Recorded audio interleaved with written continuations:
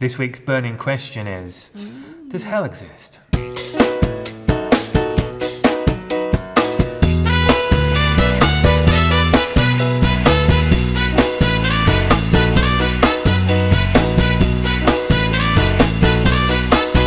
Hello and welcome to TGI Monday. Welcome guys, how are we all feeling? It's been a bit of a weird few weeks, hasn't it, after the referendum? How's everyone feeling about that? Well, we're all still here. Yeah, I think that's just about. Yeah, I'm getting confused when I was watching Game of Thrones before the news. Are you? Well, which one's more real? That's the thing, you know. I was getting a bit more sort of disturbed by it. I know, it is. Every day you kind of watch the news at the moment and you're like, I have no idea what's happening now. Who are these people? Do the soundtrack, man. When the news comes on, I go, da, da, da, da, da, da, like that. That's what we do. Do you know what someone said to me, and I thought it was very helpful, that the more unsteady we feel as a country, the more we feel we need God. Yeah. Because he's in control. So it's been really helpful actually. In my church we've been doing a little series in the Psalms, and just Psalm 2 and Psalm 3 that have really spoken directly to how people are feeling at the moment. You know, you can't put your trust in princes and governments and You're reading my rulers and tweets, mate. authorities. Reading my But, you know, tweets. God is always the same. Well, let's get on. We've got a great question today. It's from Chloe, and she simply asks, do you believe in hell? Do you believe in hell? Zoe, why don't we start with you? Do you believe in hell? Well, I'd have to say yes, but I would qualify that quite a bit. I think the whole Dante's Inferno or Simpson's view of flat earth, hell below, heaven above, which actually is the language of quite a lot of our doctrine and biblical language, doesn't necessarily help us with this exploring that stuff. Okay. But what I brought some quite random props here. This isn't just because I'm in a lot of pain today, but some of these are my painkillers because actually what I find helpful to think about with hell is that there's lots of people who say that they are living in hell or things are hell-ish, and I think particularly of doing chaplaincy in hospital. And there are, in the same way that the kingdom of heaven is among us, and Jesus talked about that a lot, I think it's pretty vividly true that hell can also be among us. Well, flick the news on. But yeah, there is so much to be said for that. There's an amazing article which I'll put on the website, written by a chaplain, in fact, about that. And it's quite dramatically titled, Why God is Sending Christians to Hell. And it talks about the fact that our job as Christians is to bring that nearness of heaven to people's hell. And it just reminds me of a patient who was in horrific pain for months and months, and actually going and being with her. And so for her, brushing her hair was heaven. The resilient love of her partner who didn't look away, even though it was unbearable. And she was living in hell. And actually, hell was pushed back by that reality of heaven. And it just reminds me of perhaps Mary at the foot of the cross, you know, not leaving him. My favourite icon, I don't know if you've seen it, is that really horrific one of Jesus really in hell, looking like the worst agony ever. And Mary resiliently not going. Yeah. And for me, that's where heaven and hell really intersect, just as much as at the bedside. So it's certainly possible to experience hellish things in this earth. That's very helpful. Yeah, thank you. Hal, what would you add to that? What do you think about hell? Well, I think what we do see in this life is flashes of heaven and hell in the lives that we lead, as Zoe's just said. And I think the thing to remember, I think, is that God constantly calls us all to be with him. And the thing I find most worrying about some doctrines of hell is the idea that at some point or other God will cast us out and God will stop calling us. And if you read the scriptures, what we see all the time is the people going astray, and it's a story of God's infinite patience with us and the way God continually calls us all the time, and the way in which love and peace and companionship can dispel all evil. So really, this idea that hell, if we believe it as a place where people are thrown into, then evil has actually won the day. Okay. Because God transfigures that evil into something wonderful. But we have to choose to be with God. So if you remember at the heaven talk we did the other week, when I said heaven's full of irritating people, Yes, right? it certainly is, yes. It is, but the thing is that when we are raised with Christ, we have to choose to share heaven with everybody else. And God calls us to be with him, and maybe hell is the place that we send ourselves, where we say, no thanks, mate. And you're frowning a little bit.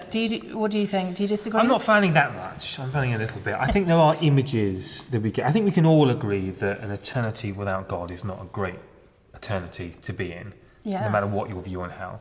Francis Schaeffer, who's a guy I like an awful lot, when he was asked, what do you believe about hell, Dr. Schaeffer, he burst into tears. And I do think there's something in his response, actually, that's very important and very reflective.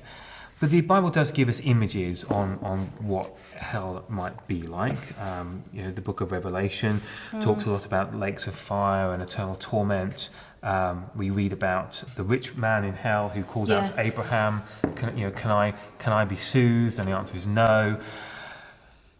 And that has led, particularly in kind of medieval art, to have an image of hell, of conscious eternal torment that is, and sometimes people will go to extremes where they think of the worst possible thing they can think of, add infinity to it, times it by infinity, and that's hell. I don't think that's a very healthy way of thinking about it. I don't think spiritually that's a very healthy thing to go down. But I was reading in Micah yesterday about God's judgment on Samaria, and he said that the mountains will melt as part of God's judgment. And what you see is when God judges evil, the only language that can be used to express God's judgment is like a cosmic type language. It's cosmic hyperbole would be a good way of putting it. So whether these images of conscious eternal torment are literally to be taken as read, or whether they are cosmic hyperbole as a way of expressing something that's terrible but yet not quite that. Yeah. That's it's hard to. I don't really know. It is hard to get our minds around eternity in any sense, isn't it? Because we're limited, and we only have this earth and this life to kind of draw metaphors by.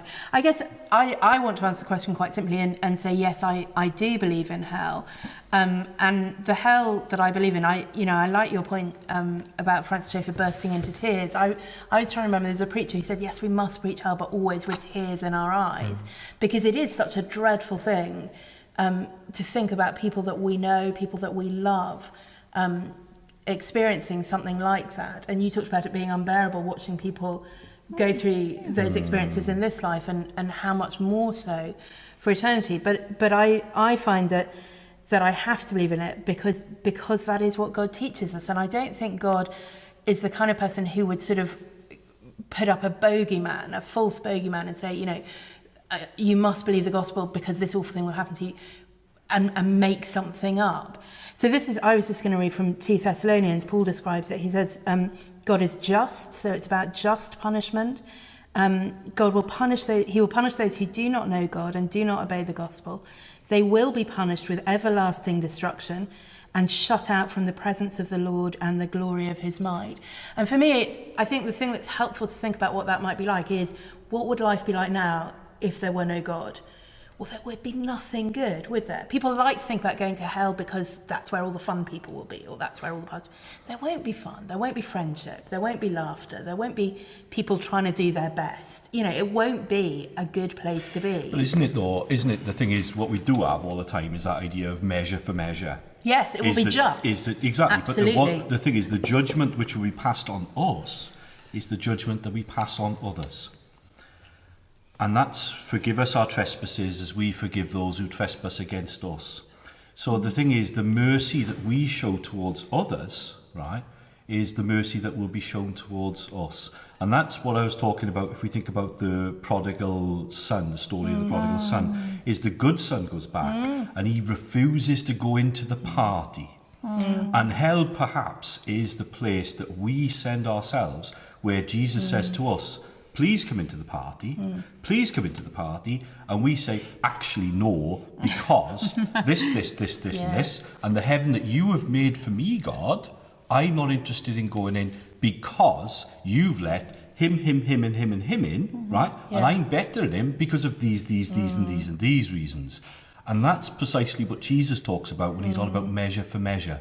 So the God which continually calls us to be with him with infinite patience is not the God who will ever give up on us. And I think that's the story that we have all the way through Scripture, is where God says to the people of Israel, I've had enough of you, and then he changes his mind. We need to come to an end. Do you have something very quickly No, to add? just that hell is other people. And I say that in tongue-in-cheek, but actually there's a lot to be said in Been that. reading your Sartre, Just as Yeah, we yeah. easily make heaven in our image and we make God in our image, I think we can do the same in hell. And an absolutely unrelenting sort of love makes even the notion of that stuff an abomination too.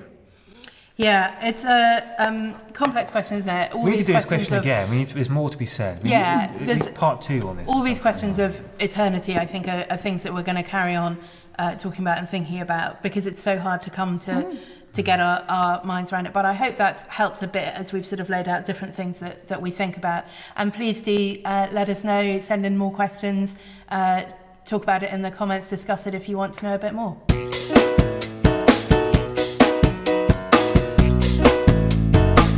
So next week we're talking about angels and not this one.